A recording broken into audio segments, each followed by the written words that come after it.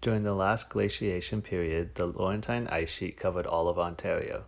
Over thousands of years, the ice sheet receded, revealing new landforms.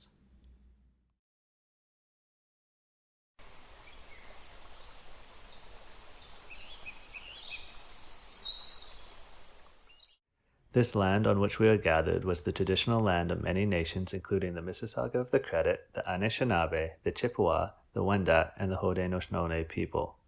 Today, this meeting place is still home to many Indigenous people from across Turtle Island.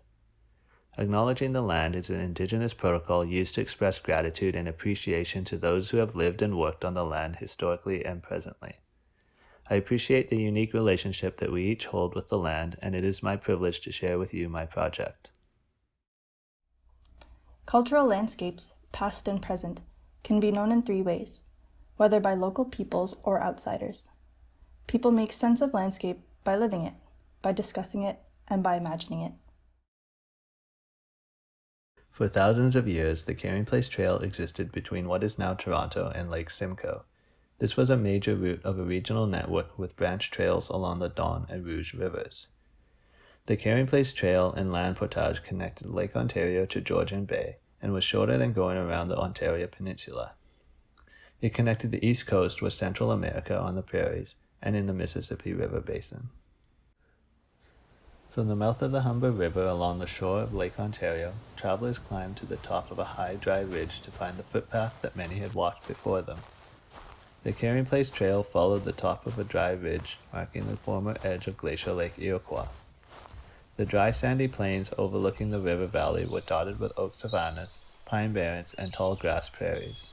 The Carrying Place Trail followed the natural contours of the landscape, avoiding the low and wet valley lands and difficult water crossings. The trail then entered old-growth northern hardwood forest. Traveling northward, the forest path sloped steadily upwards to the Oak Ridge Moraine, 230 meters above Lake Ontario, and the drainage divide between Lake Ontario and Georgian Bay. The route took advantage of where the moraine narrows and descended on the other side into the Holland Marsh, a former embayment of Glacial Lake Algonquin. On reaching the tributary of the Holland River, the Carrying Place Trail became a water route to Lake Simcoe. Toronto is located at a prominent crossroads. It was established in 1793 as York by Lieutenant Governor Simcoe.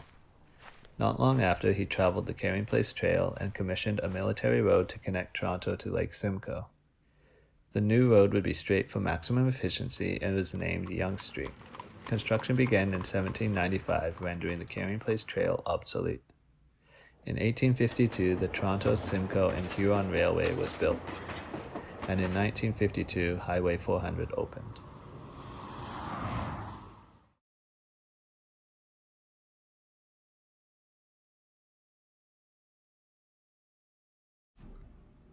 The Carrying Place Trail is gone, erased by relentless urban expansion. As Toronto grew, the land shriveled, fragmented into small islands scattered across the asphalt plain. The city became a mosaic of concrete boxes bounded by the urban grid and disassociated with the contours of the land that guided placement of indigenous villages. Savannas were plowed over to become farm fields, and forests were stripped to become building frames. To seek out the Carrying Place Trail is to find scattered monuments that dot the land but do not mark its original path. Only one record was made of the trail before it succumbed to Toronto's greenfield settlement. The city forgot where it began. In 1790, a trading post was established by John Rousseau at the mouth of the Humber River to facilitate trade with different First Nations. This is where the trail began and why Toronto is a meeting place at a crossroads. The trading post became the first Fort Toronto, but is now at Petro-Canada, encouraging urban sprawl. Not far up the river was an Iroquois village called Tayatagon.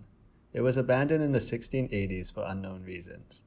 The land was eventually developed in the early 1900s into an exclusive subdivision and the private Babby Point Club for tennis and lawn bowling. Driving west of Newmarket will lead to the Carrying Place Trail golf course. This artificial landscape is ringed by a 1.8-kilometer long residential street, also called the Carrying Place Trail, that is lined by neoclassical mansions. The neighborhood logo is of a man carrying a canoe, referencing a portage where canoes were not actually carried but constructed at either terminus. The northern terminus of the trail was surveyed at the boundary of the Toronto Purchase, now Highway 9. Here the Holland Marsh was drained in 1925 to become farmland. All that remains of the trail is a monument in front of a warehouse. Across the road is a larger monument and a rest area that commemorates the construction of the 4-lane highway. Discovery is understanding or uncovering something for the first time. It is also refinding something that has been forgotten. Sustained development has erased cultural markers, leaving scattered remnants in a fragmented landscape. These fragments are an archipelago, artifacts and stories lost to an ocean of time. How can architecture reclaim urbanism, alter landforms, and reconstruct landscapes to uncover cultural history and engage with the land? How do we respect what came before and make new connections between people, community, and place? The current urban expansion is not sustainable. The Carrying Place Trail is a significant reminder of the Indigenous people who lived on the land before and Toronto as a meeting place. It is important to uncover the buried culture, to respect those who came before us, and to appreciate the natural forces that inform a sense of place. Shifting our perspective to recognize the land as an essential element in our well-being and livelihood provides the broad context to establish architecture as an extension of nature that is a horizon to experience and understand the world. This project is about dismantling urbanism, transforming landforms through different processes of clearing, and reconstructing landscapes to reconnect with the land. It is a transformative experience that acknowledges scars in the landscape and builds connections among people through the act of making. I propose a series of 4 stations along the Carrying Place Trail at significant moments of erasure where the land was disruptively cut and the urban imprint is superimposed. The 4 stations extend from the mouth of the Humber River to the Holland Marsh along a new trail recreated by stitching together existing recreational trails and forming new routes. Local materials play a key role in unearthing the lost landscapes and mending open scars. By reshaping the land, cultural fragments can be pieced together and rebuilt in a way that connects past, present, and future. Additionally, this material construction enables community participation by common people. The project references Indigenous practices to reflect important principles and a value system that respects history, appreciates the earth as sustenance, works with nature, and provides for the future.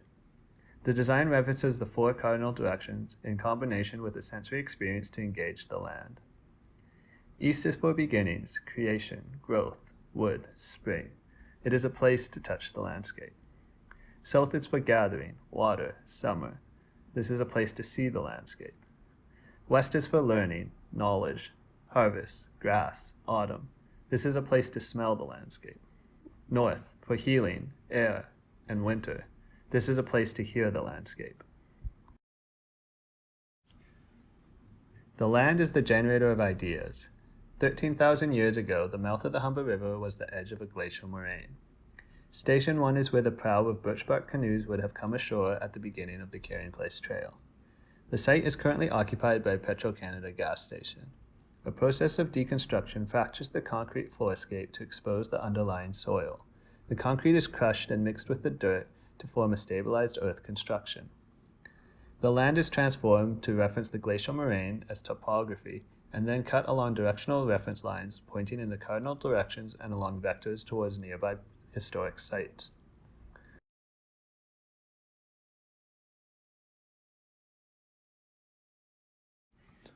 While the exterior reads as a rampart overcome by vegetation, the interior is kettle-shaped using riverstone gabions as retaining walls.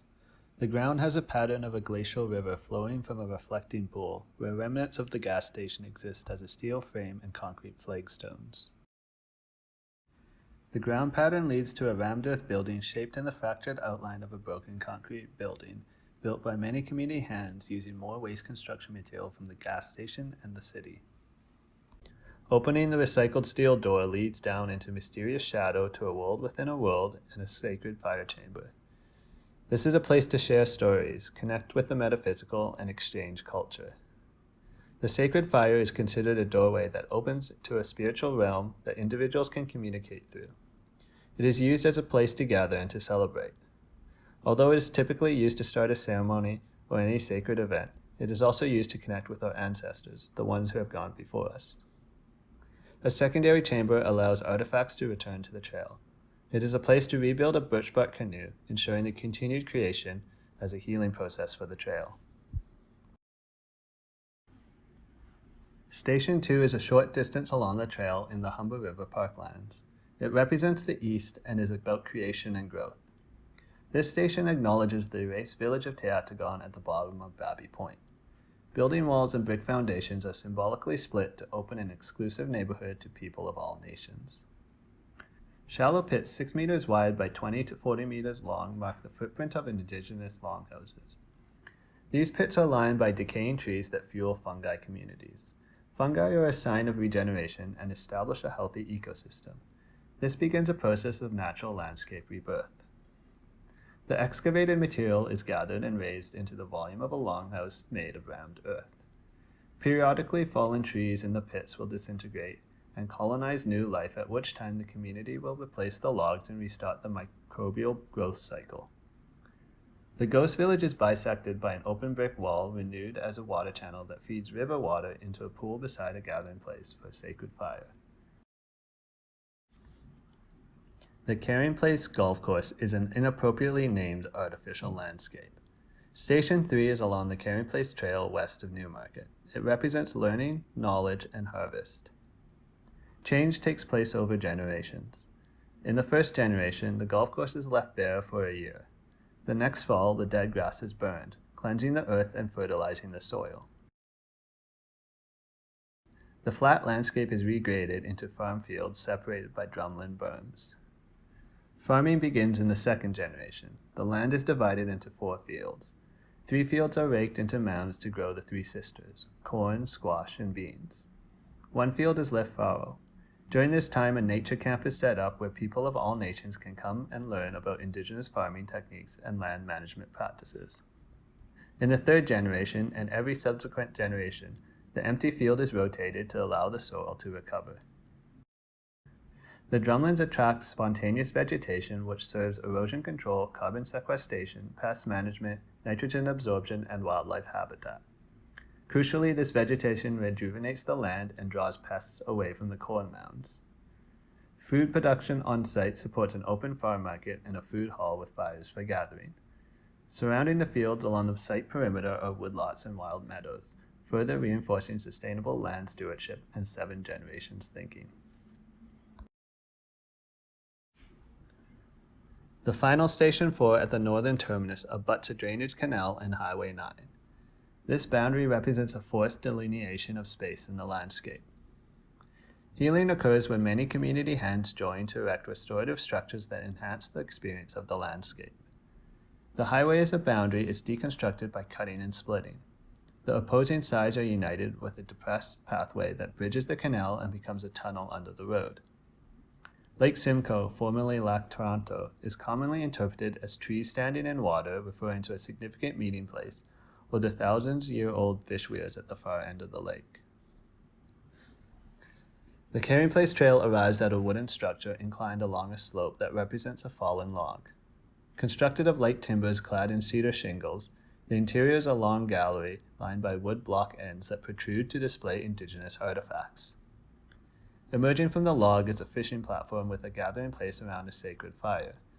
A ramp down to a depressed bridge crosses the dividing canal along a row of tall wooden piles referencing the fish weirs. The narrative experience is of flowing water to Lac Toronto along the pathway that is walked.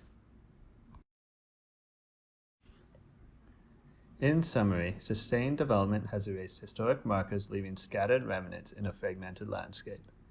These fragments are an archipelago, artifacts and stories lost to an ocean of time. The 4 stations along the Carrying Place Trail exist at significant moments of erasure where the land was disruptively cut and an urban imprint superimposed. How can architecture reclaim urbanism, alter landforms, and reconstruct landscapes to uncover a cultural history and engage with the land? How do we respect what came before and make new connections between people, community, and place?